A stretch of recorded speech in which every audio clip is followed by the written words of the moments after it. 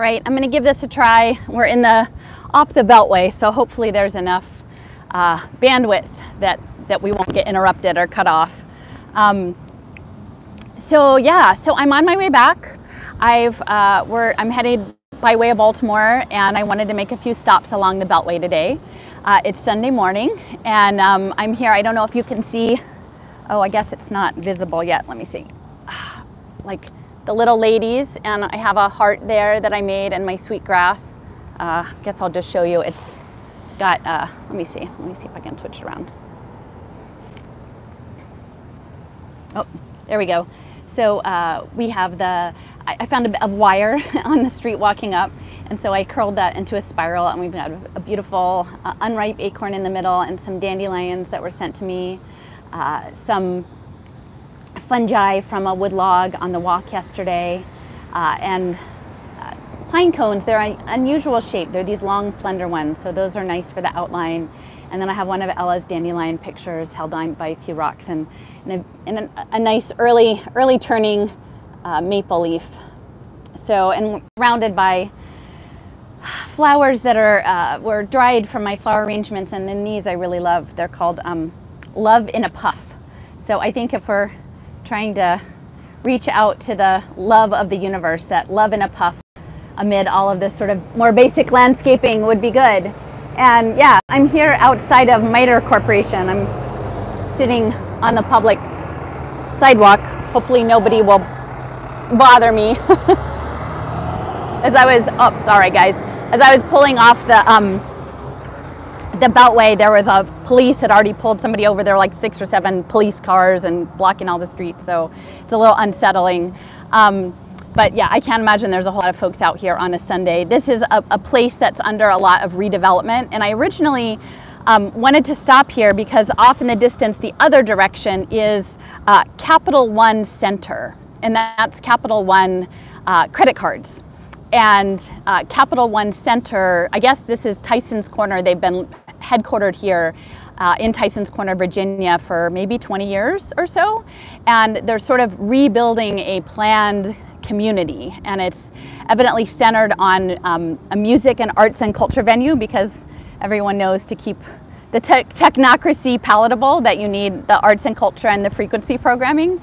And it's near one of the metro stops. And so they're building a lot of this sort of stack and pack high density housing around here to service the people who are working in these buildings, so I had seen when I looked on the map, because again, I'm the landscape person, the next block down from Capital One Center was MITRE Corporation.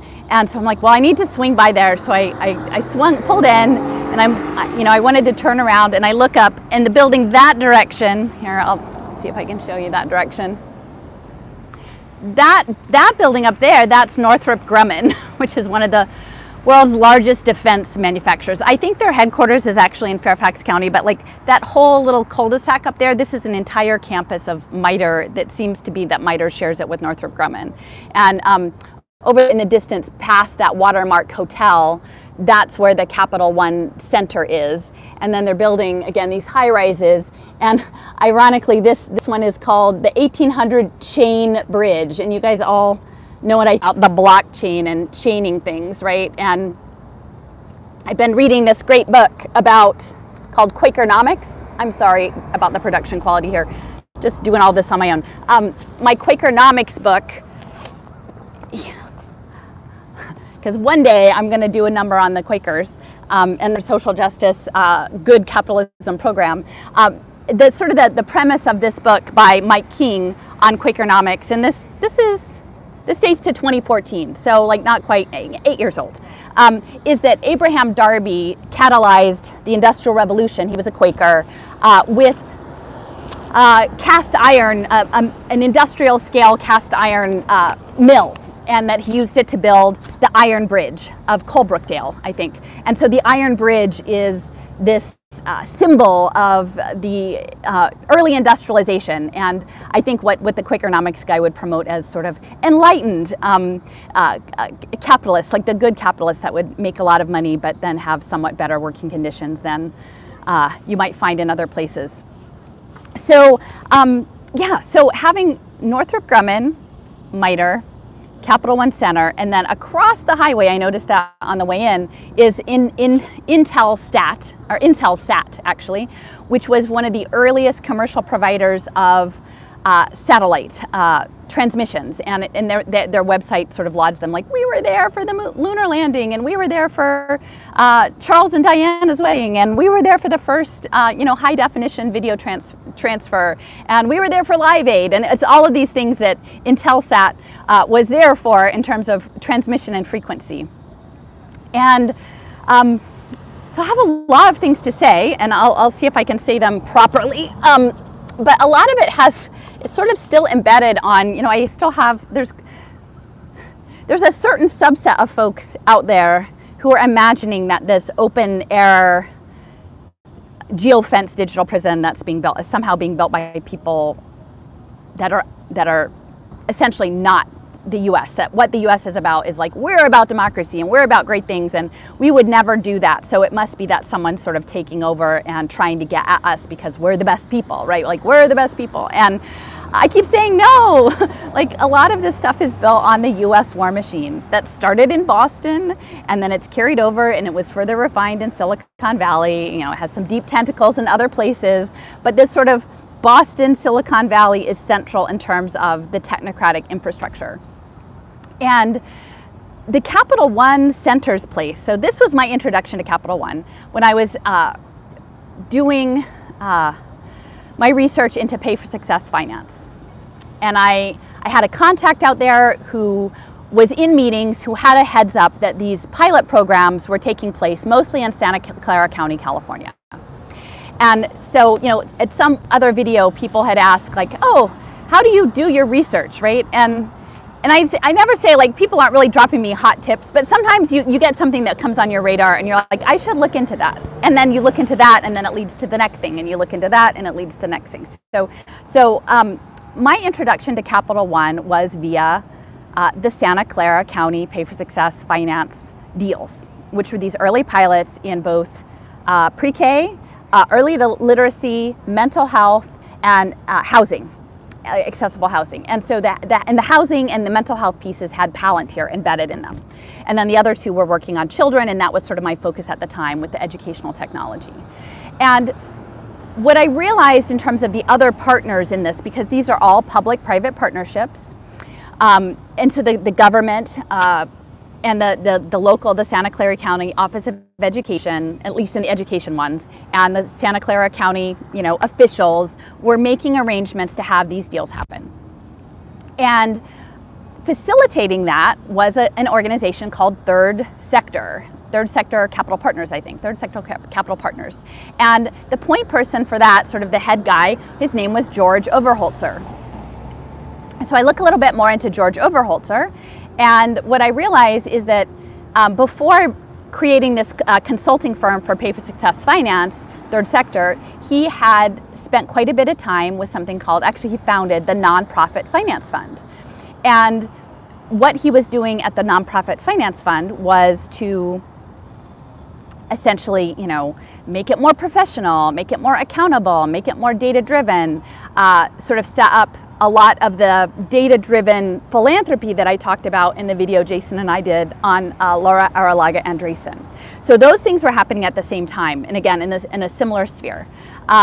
So the Nonprofit Finance Fund predated. You have to get all of both the nonprofits and the philanthropies on board in terms of this new social engineering, computational, good agenda. And that happened probably like the last 20 years. But before he founded the Nonprofit Finance Fund, he was one of the founding members of Capital One credit cards, which is interesting when you think about it, right?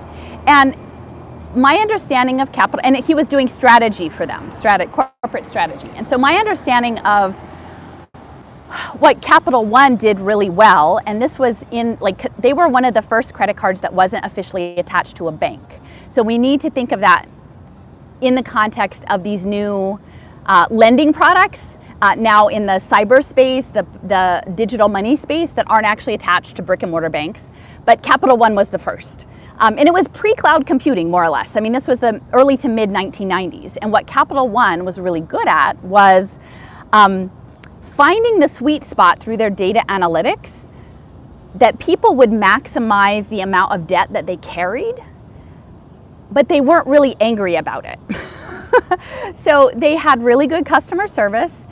They had really good analytics on selling you like the right amount of debt so that you would just keep it going, like keep the interest payments going, and that you would never like try to get out of it or switch, that you were just in a comfortable space in terms of debt.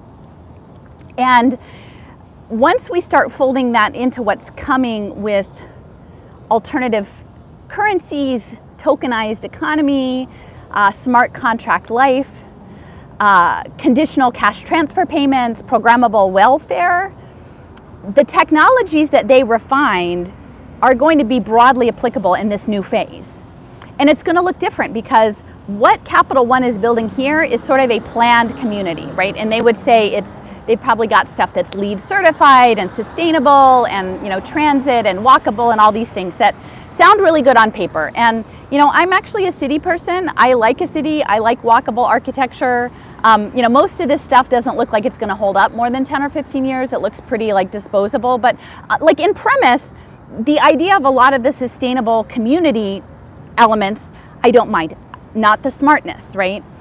And that's what's so fascinating about the juxtaposition of Capital One being over that way, MITRE here, and Northrop Grumman there, and Intelsat over there, is that the next phase that's going to be coming after the perpetual pandemics is going to be linked to wellness, performative wellness behaviors, both mental health wellness behaviors, physical health wellness behaviors, programmed training, and all of this on the back end is going to be happening through blockchain, and the interoperable data with the metadata tags and the pattern recognition is going to be used to train artificial intelligence. And I've talked about this a lot, but it's important to understand that Capital One's place here, not only in this particular plan development, which again centers a music venue and art, because I need to spend a bit more time on this, but the art and music piece is central because that's the creativity.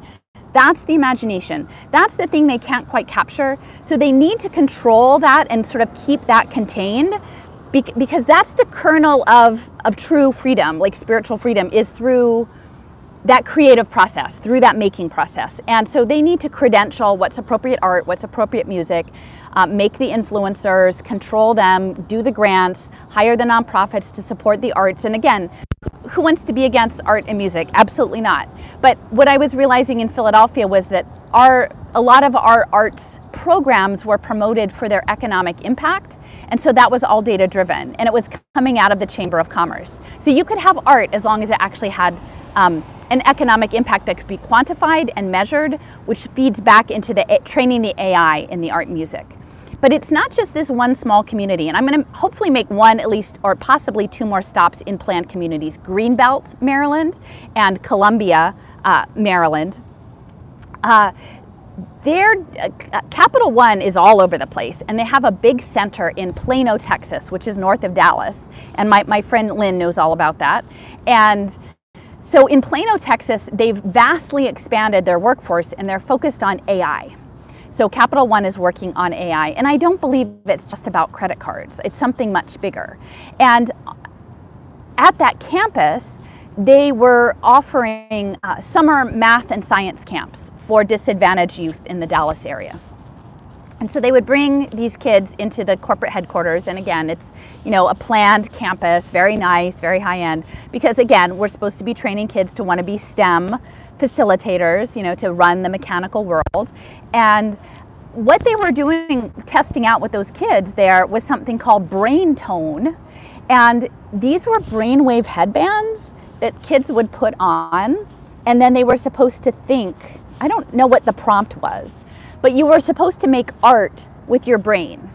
And they translated the brainwave signals into the computer, and it made sort of this digital abstract art in the computer, right? And then, not only that, then you could get a printout of your thing, the brain tone, and it had a QR code, right? So then somehow your brainwaves are attached to a QR code, and and this is all sold as benevolence, right? Like this is all sold as like, hey, we're helping disadvantaged youth be part of the connected, global world, of course. But even that brain tone, I'm trying to remember the guy who developed it, like he had ties to the Air Force, and I think later it was sold to like civil society and parties and concerts, and everybody could go put on their brainwave headband and like think art as if that's art. It's a mechanical representation of consciousness, really, in some ways. And it was concerning to me. And so that was sort of my intro to Capital One in Plano. And then in addition, what Lynn has been tracking in Dallas is that they're one of the early digital twin cities. So they're being worked on for smart everything. And a lot of it has to do with the technology infrastructure, not only in Dallas, but in Texas as a whole, because it's another center. I didn't realize how focused on computation and weapons, really, Texas was, not only Dallas, but Houston and Austin. So Dallas is being remade as this smart city infrastructure, and Capital One is central in the city planning. So Capital One has been doing sort of foresight projects around the future of regional planning in the Dallas area and working on sensor networks. And so if you link that, like why would a credit card company want to be all involved in regional planning and sensor networks? Well, so the sensor networks are going to be connected through MITRE and Northrop Grumman and Intelsat, right? Because essentially we're ruling the world from outer space and controlling behavior. So when I think about these sensor networks, and I did a talk last summer, I did it later with Jason, but originally I did it in Utica, New York, that was looking at the nanotechnology space and really saying that like we should have been looking a lot more closely at Charles Lieber and the nanotechnology research he was doing in China, but not just China, because they tried to make it about Lieber and China. But the thing is, Charles Lieber, who is a scientist in nanotechnology, had been working really closely with he was a professor at Harvard. He had been consulting with MITRE Corporation. So the nanotechnology and MITRE go way back. And MITRE originally came out of MIT during the Second World War. And they were doing a lot of research at MIT, and then it sort of spun off as its own sort of private consulting firm, but mainly consulting to the government. And its earliest systems were in sort of massive computing related to the Strategic Air Command missile defense system. So the whole Cold War ethos was about, monitoring the air. Watch what's coming. Russia's going to come and get us. And so, but we weaponized outer space in the process. And so those satellite systems now, again, are the folks next door. The Northrop Grumman, one of the world's largest weapon makers, that's central on drones, but other elements, and then the satellites down the way over here.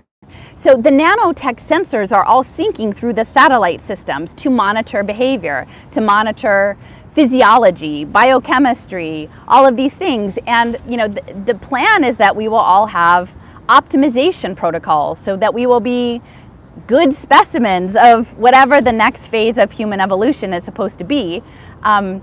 But we will be sort of controlled in these systems, and we will sort of slowly become these non-playable characters, or not NPCs. I don't know if it's non-playable, like programmed characters. Like maybe there's a bit of agency woven in, or a perception of agency, but not so much. So MITRE, it was MIT, Strategic Air Command. Then they expanded more broadly into a lot of different defense contracting, advising the government. I think it's Rowan Gaither. He was the early chair, and then he went on to be also lead Ford Foundation and RAND and help set up Silicon Valley. So you've got the Boston Silicon Valley connection. And later, the consulting for MITRE evolved into health security, cybersecurity, and the health, the Medicaid and Medicare innovation zones. And so a lot of these health prescriptive protocols or behavioral protocols will come through after the dispossession and people are pushed out of their independently paid work into jobs that are like gig jobs, or here's your UBI. Then you'll be put on the government programs, and then those programs will be essentially given free license to control you through wearable technology and possibly eventually implantable technology. And it's very overwhelming because you imagine there's like a beer garden over there, and there's this little hotel bar and these things like I mean, if you live in suburbia, this just looks like any kind of suburban corner. And if you didn't like know what MITRE was, none of this looks out of the ordinary. This just looks like a really nice place to go to work, right? And you pop over for drinks with your colleagues after work, only maybe you're talking about setting up the next Human Plus program. And the next place I hope to stop is that Howard Hughes Memorial Institute campus around, they're doing 15-year blocks of high level, infinite funding for figuring out mechanistic cognitive neuroscience. So the machine. They want to understand cognitive neuroscience as a machine. And then beyond that, they're working on a 4D cell design. And so I think if you consider that this is fractal, they want to understand the cells so that they can then understand the next level, the individual body, then the individual neighborhood, then the individual city, then the nation, then the planet, then the cosmology. Like there's this control grid. And it's quite fascinating. When I get up, I'll sort of show you how this works. But so I put this in a circle. There's a circle here. And there's other circles around it. There's 3 other circles in here. So if I were the cell and I'm sitting in the circle that is the person, and then the next one out is the smart city. And this didn't just happen, this impression, creating these energetic impressions in the space. So I'm disrupting their perfect spiraling circles with my dried flowers and acorns and pine cones, because those are the natural fractals. Those are the natural fractal things that are not, they're engineered quasi-crystals or they're nano-mechanical devices.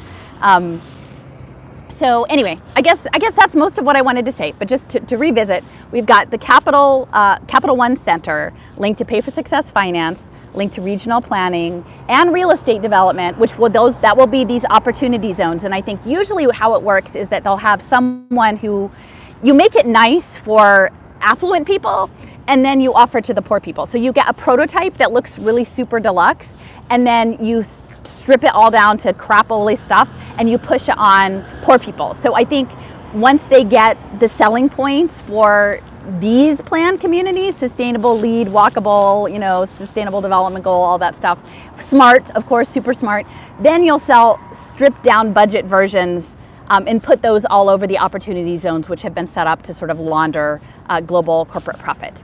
And if you've listened to my talks about unauthorized bread and the refugees, and you know what that means in terms of the smart elevators that never stop for poor folks.